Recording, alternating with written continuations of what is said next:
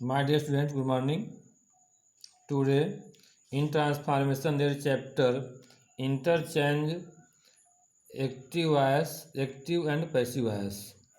Active voice को passive voice में बदलना है। एक्टिव मीन्स क्या होता है? कर्तवाच्य। पैसिव वॉइस मीन्स कर्मवाच्य। अर्थात कर्तवाच्य मीन्स कर्ता के द्वारा कहा गया सेंटेंस। कर्मवाच्य मीन्स कर्म जो ऑब्जेक्ट होता है उसके द्वारा कहा गया वाक्य। And active and passive voice, इसमें जब चेंज करते हैं, ये भी ट्रांसफॉर्मेशन में आता है। ट्रांसफॉर्मेशन में आप जानते हैं कि इसका सेंटेंस बदल देते हैं, अर्थ नहीं बदलते हैं। उसी तरह से पैसिव वॉइस में जब पैसेज बनाते हैं तो पैसिव वॉइस में एक्टिव वॉइस से जब पैसेज बनाते हैं तो अर्थ वही आता है जो अर्थ रियल दिया होता है। एक एग्जाम्पल के लिए ऐसे ही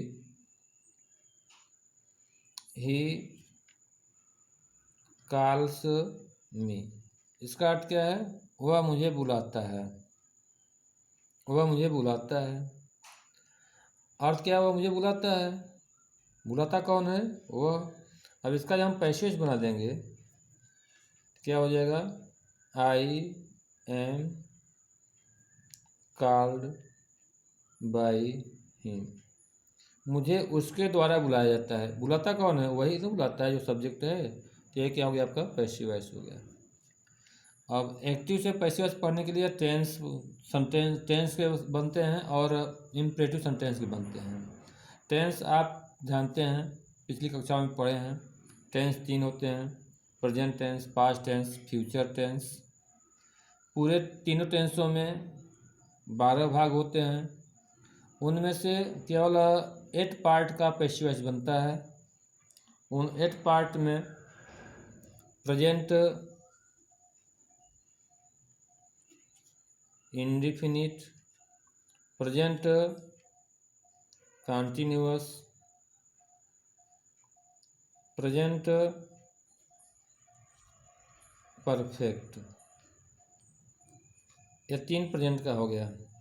present indefinite tense, present continuous tense, present perfect tense passive voice में। अब जब प्रेजेंट इंडिफिनिट टेंस बनाते हैं तो अब टेंस का नॉलेज यदि आपको है तभी पैसिव वॉइस आएगा, क्योंकि आप इंग्लिश में सेंटेंस दिया है, सेंटेंस को पहचाने किस टेंस का है, उस टेंस के अनुसार उसकी हेल्पिंग वर्ब लगाते हैं। तो प्रेजेंट टेंस, अब ये present tense, indefinite tense, present continuous tense, present perfect tense, ये 3 प्रेजेंट टेंस का हो गया। इसी तरह से past indefinite tense, past continuous tense, past perfect tense 6 हो गए। फिर फ्यूचर में आते हैं, फ्यूचर इंडिफिनिट टेंस और फ्यूचर परफेक्ट टेंस। 2 फ्यूचर बनता है, 3 इसमें बनता है। तो इसके लिए जब एक्टिव से पैसिव बनाते हैं तो टेंस का यदि कोई सेंटेंस है तो इसमें एक्टिव से पैसिव बनाने के लिए किसी भी सेंटेंस में सब्जेक्ट, मेन वर्ब और ऑब्जेक्ट होना ज़रूरी होता है, जो सामान्य रूल है एक्टिव से पैसिव बनाने के लिए। तो उसमें कोई भी सेंटेंस जैसे लिखते हैं, राम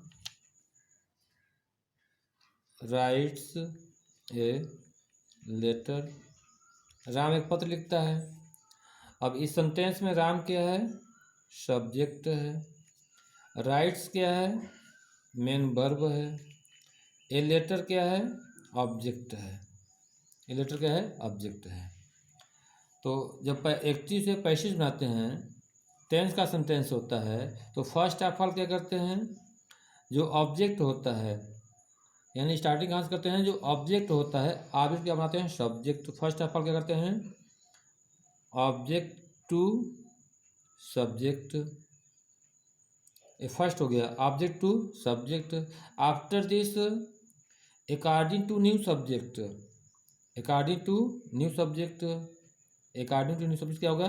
हेल्पिंग वर्ब होगी। प्लस V3, पैसिव वॉइस में टेंस का कोई सेंटेंस होता है उसमें हमेशा V3 का प्रयोग करते हैं। Object to subject plus helping verb plus V3 plus by plus जो सब्जेक्ट होता है उसको ऑब्जेक्ट बताते हैं, plus subject to object, plus subject to object, subject to object. ये समझ में नहीं आएगा, फिर से एक बार ध्यान से समझ लीजिए। एक्टिव वाइज से जब पैसेज बनाते हैं तो जो पहले ऑब्जेक्ट होता है उसको क्या बनाते हैं, सब्जेक्ट। ऑब्जेक्ट को सब्जेक्ट में, ये क्या हो गया आपका, सब्जेक्ट हो गया। Subject plus helping verb plus V3 plus by plus object. Object कौन सा, जो सब्जेक्ट होता है उसको ऑब्जेक्ट बनाते हैं। तो इस तरह से इसका स्टेप बाय स्टेप होता है। ऑब्जेक्ट को subject, helping verb, V3 by और ऑब्जेक्ट। इसको फिर से लिख रहे हैं, यानी पहले subject plus helping verb plus V3 plus by plus object. अब ये सब्जेक्ट कौन सा होता है, जो ऑब्जेक्ट होता है। जो ऑब्जेक्ट होता है क्या होता है, सब्जेक्ट। यहाँ एक एग्जाम्पल फिर मैं ऊपर नीचे लिख रहा हूँ, राम राइट्स ए लेटर। अब यहाँ ए लेटर क्या है, ऑब्जेक्ट है। ये क्या होगा आपका, सब्जेक्ट। तो क्या लिखेंगे, पहले सब्जेक्ट हो गया a letter.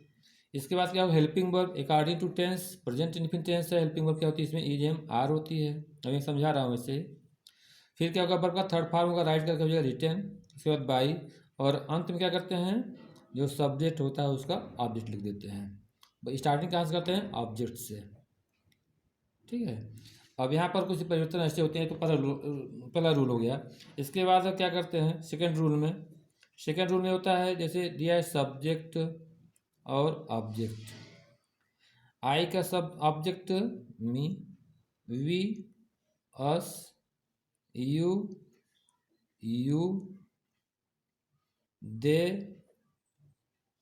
Them, he, him, she, her, it, its, who, whom. यह ध्यान देना पड़ेगा। ये क्या है, सब्जेक्ट ऑब्जेक्ट है, सब्जेक्ट और ऑब्जेक्ट है। अर्थात यदि एक्टिव से पैसिव बनाते हैं तो जो सब्जेक्ट होता है वह ऑब्जेक्ट होता है, जो ऑब्जेक्ट होता है वह सब्जेक्ट होता है। जैसे स्टार्टिंग में यहाँ पर लिखा हूँ, यहाँ स्टार्टिंग में एग्जाम्पल में दिया था, ही कॉल्स मी। बनाना क्या है, पैसिव बनाना है। स्टार्टिंग कहाँ से करते हैं, ऑब्जेक्ट से। ऑब्जेक्ट क्या है, मी। तो मी क्या बनाएंगे, सब्जेक्ट। ये लिखा है ऑब्जेक्ट टू सब्जेक्ट, क्या हो जाएगा यह, सब्जेक्ट। इसके बाद अब यहाँ मी दिया, तो मी का क्या हो जाएगा, आई हो जाएगा। और फिर आगे ध्यान दीजिएगा, यहाँ ही क्या है, सब्जेक्ट है। अब ही सब्जेक्ट है। इसका जब हम पैसिव बनाएंगे तो जो सब्जेक्ट होता है उसके क्या लिखते हैं, ऑब्जेक्ट। सब्जेक्ट को ऑब्जेक्ट, तो ही का ऑब्जेक्ट क्या होता है, हिम। इसको याद करना पड़ेगा, यह सामान्य रूल है ना। तो पैसिव वाइज जब बनाते हैं टेंस का, तो उसमें subject, helping verb, V3 by और ऑब्जेक्ट होता है। यहाँ पर मैंने लिख दिया आपको समझने के लिए कि इसमें क्या बदलते हैं, कि आई दिया है तो मी हो जाएगा, मी दिया है तो आई हो जाएगा। सब्जेक्ट मी दिया, मी ऑब्जेक्ट है तो क्या हो जाएगा, आई है तो मी हो जाएगा। ये तो सामान्य परिवर्तन हो गया। इसके बाद अब टेंस में पहला क्या होता है आपका, प्रेजेंट इंडेफिनिट टेंस होता है। पहला क्या है, present indefinite tense. Present indefinite, short में लिखा है प्रेजेंट इंडेफिनिट टेंस। अब इसका टेंस जब अनुवाद ट्रांसलेशन बनाते हैं तो ट्रांसलेशन में क्या होता है, ट्रांसलेशन जब बनाते हैं तो इसमें इसकी पहचान क्या होती है, प्रेजेंट इंडेफिनिट टेंस की, V1 होता है, उसमें एस या ईएस लगा होता है। और क्या हो सकता है, V1 होगा, एस या ईएस होगा, और डू, डज और डू होता है। ये क्या हो गया, प्रेजेंट इंडेफिनिट टेंस हो गया। पूरा प्रेजेंट इंडेफिनिट टेंस की यही पहचान होती है, या तो उसमें V1 दिया होगा, एस या एस लगा होगा वर्ब में, और डू डज के साथ नाट भी लगा हो सकता है, लगा रहता है। इंट्रोगेटिव है तो केवल डू डज होगा, इंट्रोगेटिव निगेटिव है तो डू नाट और डज नाट होगा, निगेटिव है तो डज नाट और डू नाट होगा।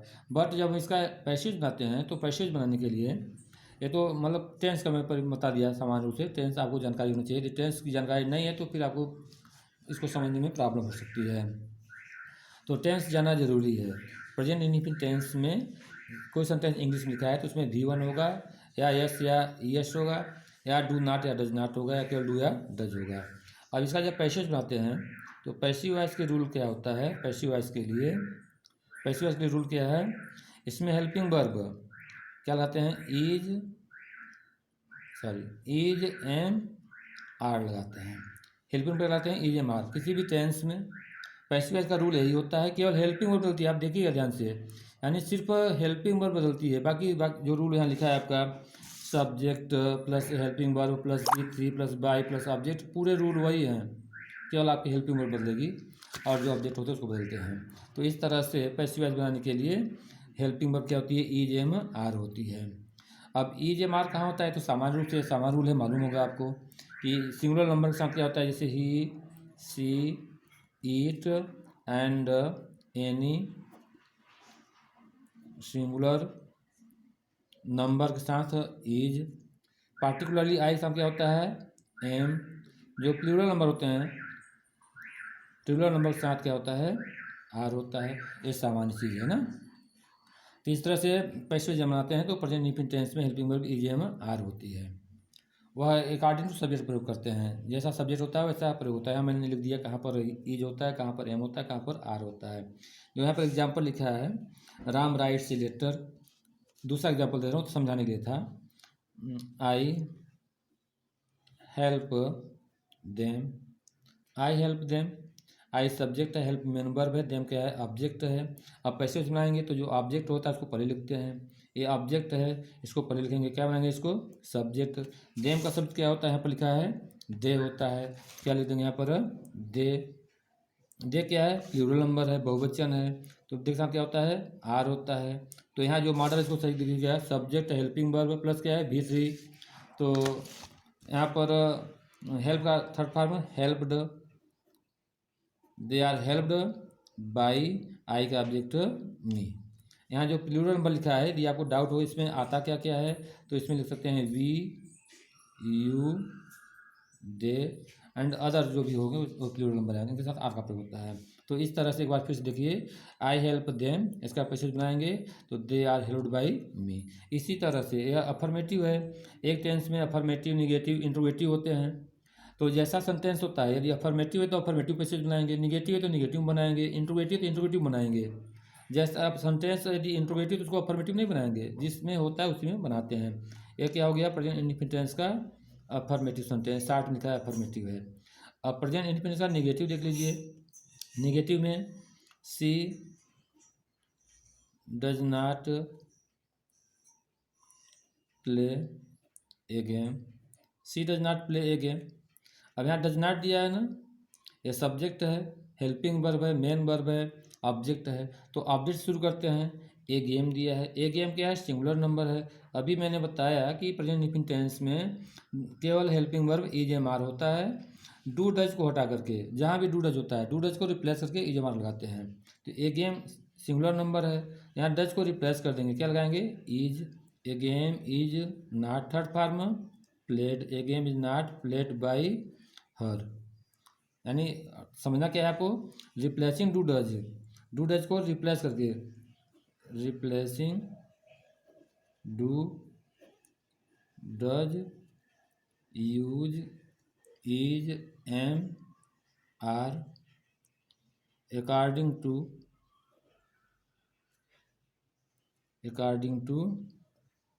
New subject, according to new subject. यानी रिप्लेस मतलब हटा करके, डू डज को हटा करके क्या लगाते हैं, इज एम आर। जैसे अब यहाँ देखिए, समझ लीजिए फिर से, a game is not played by her, ये क्या हो गया आपका, निगेटिव हो गया, अपने इंडेफिनिट का निगेटिव हो गया। थर्ड देखिए इंट्रोगेटिव, जब सेंटेंस इंट्रोगेटिव होता है तो इंट्रोगेटिव ही बनाते हैं, इंट्रोगेटिव को इंट्रोगेटिव ही बनाएंगे। Third sentence, do you know, do you know me, do you know me interrogative है। अब जहाँ डू डज होता है वहाँ हटा करके इज एम आर लगाते हैं, किसके अनुसार, अकॉर्डिंग टू न्यू सब्जेक्ट। अब यहाँ क्या है, मी है, मी का सब्जेक्ट क्या होता है, आई। तो जहाँ यू दिया हो क्या हो जाएगा, आई हो जाएगा। जब यहाँ आई लिख देंगे तो आई उसका क्या होता है, एम होता है, क्या हो जाएगा, एम आई। नो का थर्ड फॉर्म कहता है known, I am known, known. अब ध्यान देना, यहाँ पर मैं एक्स्ट्रा थोड़ा बता दिया, अभी इसको नहीं बताना चाहिए था। आई एम नोन, जहाँ नो होता है वहाँ पर पैसिव वॉइस बनाते समय बाई का प्रयोग नहीं करते हैं, टू का प्रयोग करते हैं। भ्रम नहीं होना चाहिए आपको, होना क्या चाहिए यहाँ पर, अकॉर्डिंग टू बाई होना चाहिए। लेकिन बाई क्या है, गलत है। सही क्या है, यहाँ पर टू का प्रयोग होता है, नो के बाद टू का प्रयोग होता है, बाई का प्रयोग गलत होता है। ये मैं आपको समझाने के लिए बता रहा हूँ, यहाँ पर बाई का प्रयोग नहीं होगा, क्या होगा, टू का प्रयोग होगा, नो के बाद टू का प्रयोग होता है। तो am I known to you, you का ऑब्जेक्ट यू होता है, यहाँ लिखा है यू का ऑब्जेक्ट यू होता है, ये नहीं कि यू का ऑब्जेक्ट दूसरा भी बना, यू का ऑब्जेक्ट यू, इसको मतलब भ्रम नहीं होना चाहिए, क्योंकि यू यू योर होता है। तो यह इंट्रोगेटिव हो गया आपका, यह इंट्रोगेटिव है तो इंट्रोगेटिव बनाएंगे। डू यू नो मी, तो am I known to you. अब इसी तरह से सेंटेंस के प्रारंभ में व्हाट वाई वेन दिया है, चौथा एग्जाम्पल है, व्हाट वाई वेन वेयर दिया है तो पहले वही लिख लेंगे, जैसे why do you punish her, why do you punish her, why do you punish her. In the starting of sentence, एक सेंटेंस के प्रारंभ में व्हाट वाई वेन वेयर दिया है, जो पहले दिया वही लिख लीजिए, वाई। वाई के बाद जो ऊपर सेंटेंस बताया गया है उसको समझ लीजिए। अब यहाँ हर दिया है, हर का सब्जेक्ट क्या होता है, सी, जहाँ यू दिया हो क्या हो जाएगा, सी हो जाएगा। अब सी सिंगुलर नंबर है, सी क्या होता है, इज होता है, तो डू और डज को हटा करके according to new subject use here helping verb is am are, तो यहाँ सी हो जाएगा, सी क्या होता है, इज होता है, तो why is she, why she punished by you, you का ऑब्जेक्ट यू। तो एक बार फिर ध्यान दीजिएगा, जब व्हाट वाई वेन दिया होता है वही लिख लेते हैं, इसके बाद जो नया सब्जेक्ट होता है ऑब्जेक्ट को सब्जेक्ट बनाते हैं, उसके अनुसार हेल्पिंग बुलाते हैं, डू डज को हटा करके हेल्पिंग बुलाते हैं, फिर सब्जेक्ट लिखते हैं, फिर थर्ड पार्ट लिखते हैं, फिर बाई लिखते हैं, फिर ऑब्जेक्ट लिखते हैं। ये 4 नियम हो गया। इसका एक रूल और है इसका, जब पैसिव एक्टिव सेंटेंस में हु दिया होता है, हु के लिए, इसके लिए अलग से रूल होता है। हु मीन्स क्या होता है, कौन होता है, हु मीन्स कौन, हु मीन्स जो भी होता है, और सेंटेंस पर निर्भर करता है कि हाँ इसका कौन अर्थ होता है कि जो होता है। अब हु क्या होता है, सिंगुलर नंबर होता है, इसका किस रूप में प्रयोग करते हैं, सिंगुलर नंबर से होता है, हु सिंगुलर नंबर में होता है, यह एक वचन में होता है, यह सब्जेक्ट के रूप में भी होता है, हु प्रश्नवाचक भी है, हु सब्जेक्ट भी है, ध्यान देना, हु प्रश्नवाचक भी है, हु सब्जेक्ट भी होता है, इसका प्रयोग कर्ता के रूप में किया जाता है। तो जब सेंटेंस के प्रारंभ में हु दिया होता है तो फर्स्ट यानी फर्स्ट ऑफ ऑल, सेंटेंस प्रारंभ हु दिया होता है तो फर्स्ट ऑफ ऑल का प्रयोग करते हैं बाई हुम, क्योंकि आपको यहाँ बताया गया हु का ऑब्जेक्ट हु होता है, तो पहले क्या लिखते हैं, बाई हुम plus helping verb plus by home plus helping verb plus subject plus V3 plus others, जो भी होगा उसको लिख देंगे, और सेंटेंस में निर्भर करता है। एग्जाम्पल के लिए, who insults us, who insults us, कौन हम लोग को अपमानित करता है। अब यहाँ हु दिया है ना, केवल सेंटेंस जो यहाँ आपका मॉडल लिखा है इसको सब बनाएंगे। हु दिया होता है प्रारंभ में तो पहले क्या करते हैं, बाई होम कर देते हैं, by home plus helping verb, helping verb क्या है, यह हु सब्जेक्ट है ना, हु क्या है, यह सब्जेक्ट है, हु क्या है, सब्जेक्ट है, अस क्या है, ऑब्जेक्ट है। तो पैसिव वॉइस में जो सब्जेक्ट होता है उसको ऑब्जेक्ट बनाते हैं, जो ऑब्जेक्ट होता है उसको सब्जेक्ट बनाते हैं। तो यह प्रश्नवाचक सेंटेंस है, तो प्रश्नवाचक बनाने के लिए हु को पहले बाई होने लास्ट में लिख सकते हो अकॉर्डिंग टू रूल, लेकिन वो गलत हो जाएगा, इसलिए यदि सेंटेंस पहले हु दिया होता है तो उसको बाई हु कर देते हैं। इसके बाद जो ऑब्जेक्ट होता है उसके अनुसार हेल्पिंग लगाते हैं। तो ऑब्जेक्ट क्या है, अस दिया, अस का सूत्र क्या होता है, वी होता है, तो वी के अनुसार क्या होता है, यहाँ पर आर लगा देंगे, क्योंकि प्रेजेंट इंडेफिनिट टेंस है, सहायक क्रिया ये मार होती है, तो by whom are we insult का third form insulted, by whom are we insulted, by whom are we insulted, यानी हु इंसल्ट्स अस, तो by whom are we insulted. यह हु का सेंटेंस किस में है, अफर्मेटिव में है, यानी हु का सेंटेंस किस में है, अफर्मेटिव में है, तो यह जिस टेंस का होता है उसी टेंस का अफर्मेटिव में बनाते हैं, यानी subject plus helping verb, subject plus helping verb plus third form plus object. अब यदि हु का सेंटेंस निगेटिव दिया होता है, दूसरा एग्जाम्पल इसका मैं दे रहा हूँ, हु डज नॉट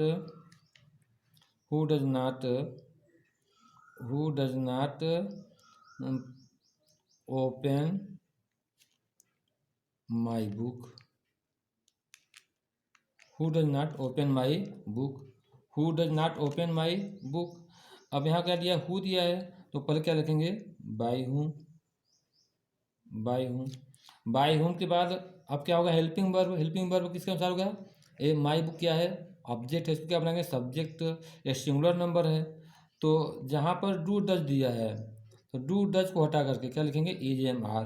तो by home is plus subject क्या है, my book, by home is my book, after this not, not का प्रयोग हमेशा कर्ता की बात करते हैं।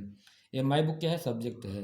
ये नहीं कि इज नॉट यहाँ लिख देंगे, यहाँ प्राइम मिस्टेक हो जाता है लोगों का कि डज नॉट को हटा करके इज नॉट लिख देंगे, ऐसा नहीं करते हैं। यहाँ बार बार मैं फिर से मैं बता दे रहा हूँ कि डू नॉट डज नॉट दिया होता है तो डू डज को हटाते हैं और डू डज को हटा करके इज एम आर लिखते हैं। और निगेटिव होता है तो निगेटिव का प्रयोग सब्जेक्ट के बात करते हैं, सब्जेक्ट है, बात मतलब उसके आगे।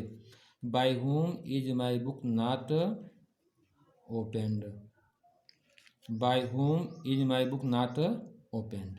इस तरह से आपका प्रेजेंट इंडेफिनिट टेंस हो गया। ऐसे ही पास्ट का होता है। यदि यह आपको समझ में आ गया प्रेजेंट इंडेफिनिट टेंस, इसीलिए मैं इसको पूरा डिटेल पढ़ा दिया, जितने रूल होते हैं। और इसी तरह से पास्ट इंडेफिनिट टेंस होगा।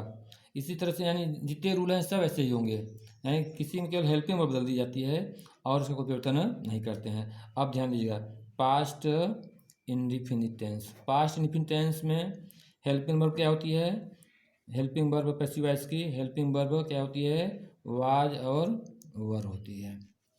पास्ट इंडेफिनिट टेंस में हेल्पिंग वर्ब वाज और वर, पैसिव वॉइस की, पास्ट इंडेफिनिट टेंस में पैसिव वॉइस की हेल्पिंग वर्ब, पैसिव की हेल्पिंग वर्ब है वाज और वर।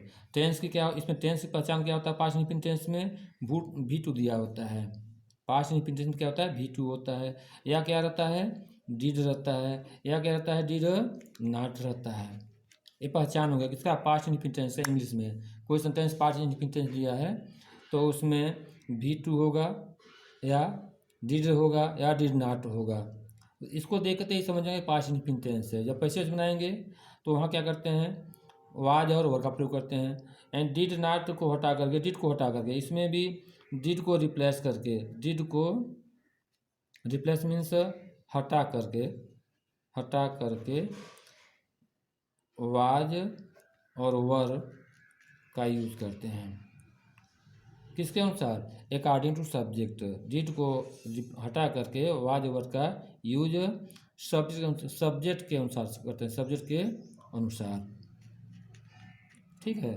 अब इसमें कहाँ पर वाज का प्रयोग करते हैं, कहाँ पर वर का प्रयोग करते हैं। अब यहाँ मैं लिख दे रहा हूँ कहाँ पर वाज होता है, कहाँ पर वर होता है। ही, सी, इट, आई और सिंगुलर नंबर, अन्य जो सिंगुलर नंबर हैं के साथ वाज होता है, सिंगुलर नंबर के साथ वाज होता है। और कहाँ पर वर होता है, वी, यू, दे, अर्थात प्लूरल नंबर के साथ ओवर का प्रयोग करते हैं। क्लियर हो गया, कोई डाउट है इसमें। जहाँ पर ही, सी, इट, आई सिंगुलर नंबर है, कोई नाम होगा तो वहाँ भी वाज होगा। कहाँ, जहाँ पर प्लूरल नंबर होगा वहाँ पर क्या लगाते हैं, ओवर का प्रयोग करते हैं। यानी एक वचन के साथ वाज का प्रयोग, बहुवचन के साथ ओवर का प्रयोग करते हैं। प्राय आप लोगों को भ्रम होता है कि आई सिंगुलर नंबर है, प्लूरल नंबर है, तो आई के साथ वाज का प्रयोग होता है। अब यहाँ कोई डाउट नहीं होना चाहिए कि आई के साथ वर्क क्यों नहीं हुआ, there is no doubt about it. अब एग्जाम्पल के लिए इसमें एग्जाम्पल मैं दे रहा हूँ, Ram called, Ram called, Ram called me, Ram called me. अब यहाँ भी टू दिया है ना, ये क्या है, भी टू है, ये भी टू है। अब भी टू ये पास्ट इंडेफिनिट हो गया ना। इसका जब एक्टिव बनाएंगे तो मी के सबसे क्या होता है, आई, आई के साथ क्या होता है, was, I was called by Ram, I was called by Ram. इसी तरह से दूसरा मैं एग्जाम्पल देता हूँ, बहुत एग्जाम्पल नहीं दूंगा क्योंकि एक बार प्रेजेंट इंडेफिनिट समझ में आ गया तो सब समझ आ गया, बहुत डिटेल है, हाई स्कूल इसको जानते हैं, पढ़े हैं इसके पहले भी। अफर्मेटिव था यह पास्ट इंडेफिनिट टेंस का, ये अफर्मेटिव है। इसका जब निगेटिव बनाते हैं, निगेटिव क्या होता है, डिड नॉट होता है। Just like Sita did not, Sita did not kill, Sita did not kill me, Sita did not kill me. अब यहाँ क्या दिया है, मी दिया है, बार बार मी आ जा रहा है। सीता डिड नॉट किल, यहाँ पर हिम कर दो, Sita did not kill him. Him दिया, हिम का सब्जेक्ट क्या होता है, ही होता है। हिम का सब्जेक्ट, हिम का सब्जेक्ट ही। अब ही सिंगुलर नंबर है, डिड दिया है ना, तो डिड को हटा क्या लिख दें, was. He was not killed by her. देख रहे हैं ना, सब ऐसे रूल है।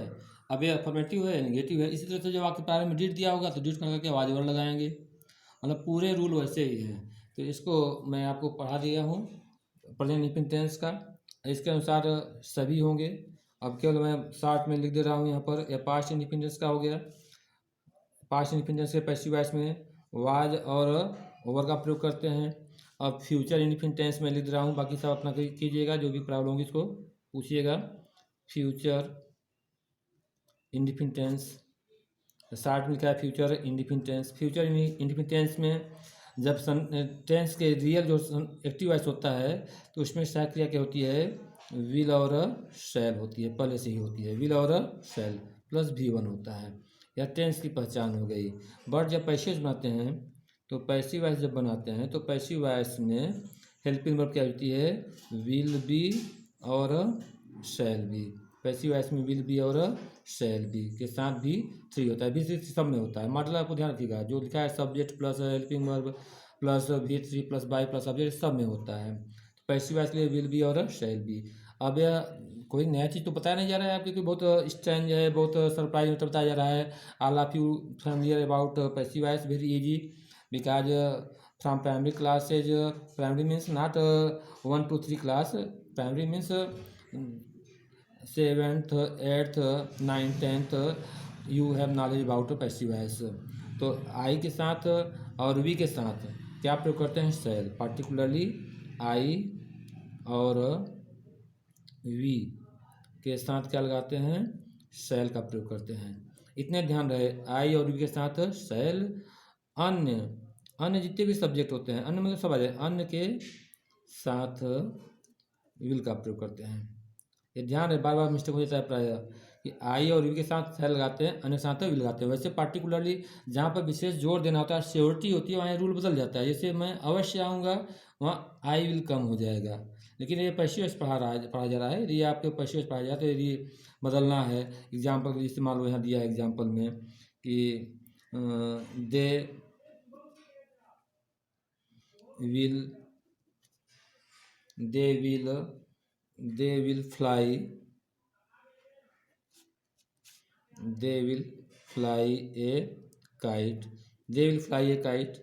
अब बहुत ईजी है, they will fly A kite, इसका क्या हो जाएगा, ए kite will be phloem by them, A kite will be phloem by them. समझ सकते हो, ये तो ऐसे एग्जाम्पल बता रहा हूँ। Ram punished, sorry, Ram will punish me, मुझको ये समझाना था। राम विल पनिश मी, यहाँ राम विल पनिश मी दिया है, मी क्या है, ऑब्जेक्ट है, सबसे क्या हो जाएगा इसका, आई। तो आई के साथ अब यहाँ क्या पर विल थोड़ी लिख देंगे, आई के साथ क्या लिखेंगे, शैल। ये मैं बता रहा था कि आई के साथ शैल का प्रयोग होता है। I will be punished by Ram, I will be punished by Ram. तो यह पास्ट फ्यूचर इंडेफिनिट टेंस हो गया। फ्यूचर इंडेफिनिट टेंस में पैसिव वॉइस क्या होती है, विल बी और shall be.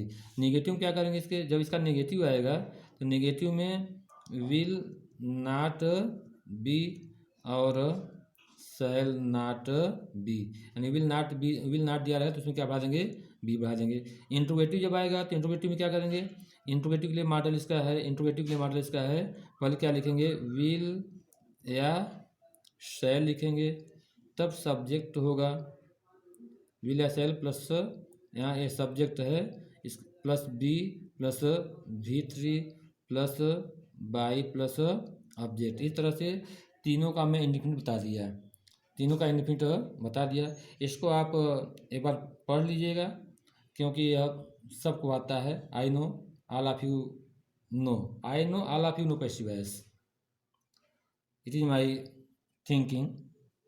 In this way, first of all, read carefully and from your exercise book, you try to do homework.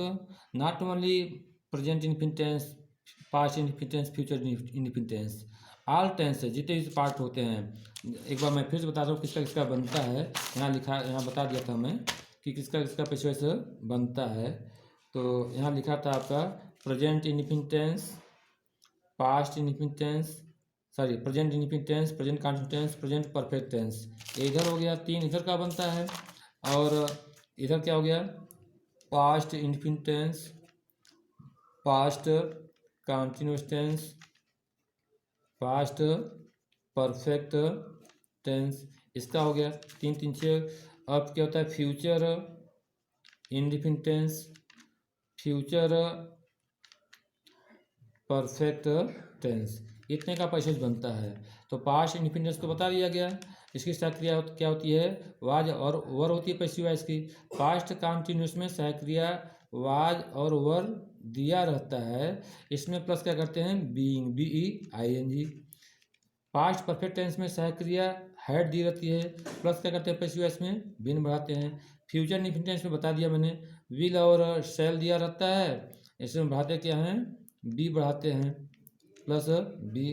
Future perfect tense की सहक्रिया होती है विल, हैव और शैल हैव, इसमें प्लस क्या करते हैं, प्लस बिन कर देते हैं, दोनों के साथ में क्या कर देते हैं, बिन। और पास्ट इनफिनिट टेंस में क्या होता है, अभी बताया गया आपको, पैसिव वॉइस में वाज और वर होती है। तो बहुत ईजी है पैसिव वॉइस, यानी इस तरह से आपका टेंस का पैसिव वॉइस मैं बता दिया। जो भी प्रॉब्लम होगी, ये नहीं मैं बता दिया तो मेरा कोर्स पूरा हो गया, मुझको कोई रिस्पॉन्सिबिलिटी नहीं है, आपको आए ना आए नहीं, ऐसी कोई बात नहीं है। I will help you, if you call me I will help you, any time you can call me. I will not be agree, I will not be angry with your calling. तो इस तरह से यहाँ starting में फिर से मैं बता रहा हूँ, प्रेजेंट इंफिनिट टेंस में सहक्रिया is, am, are passive voice की। कंटिन्यूस में इज, एम, आर दिया रहता है, प्लस क्या करते हैं इसमें बीइंग बढ़ा देते हैं। परफेक्ट टेंस में सहक्रिया हैज और हैव दिया रहता है, प्लस क्या करते हैं, बिन करते हैं। इस तरह से आपका टेंस का पैसिव वॉइस समाप्त हो गया। यह आप पढ़ लीजिएगा और इसका एक्सरसाइज मैं दे दूंगा अभी थोड़ी देर बाद, और आप करने के बाद इसको होमवर्क कर लेंगे। अब बहुत होमवर्क नहीं करना है क्योंकि क्लास में तो है नहीं, आपको वीडियो के माध्यम से पढ़ाया जा रहा है, उतना ही कार्य कीजिए जितना कि शाइन हो जाए। But all of you should do homework. I think that all students are not responsible in English class. I think because only some students are giving the exercise work. Thank you. Be happy.